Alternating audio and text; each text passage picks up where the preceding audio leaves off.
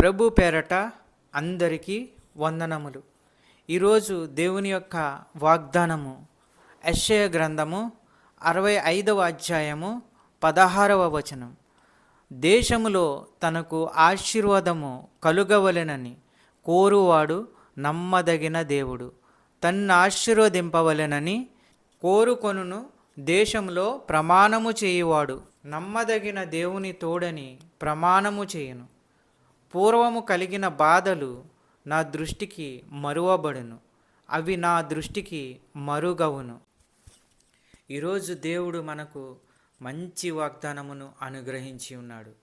దేవుడు నమ్మదగిన దేవుడు, న్యాయవంతుడు, యథార్థవంతుడు. యెహోవాయే నిజమైన దేవుడు అని నీవు నమ్మగలిగితే సమస్త శాపాల నుండి, పాపాల నుండి శుద్ధి చేస్తాడు. క్రొత్త మనసు మీకు అనుగ్రహిస్తాడు. ప్రతి సమస్యకు పరిష్కారం మీకు దొరుకుతుంది.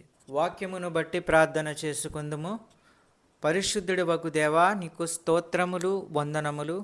ఈ వాక్యము ఎంతమంది అయితే విన్నారో వారందరి హృదయాల్ని సంతోషంతో నింపండి.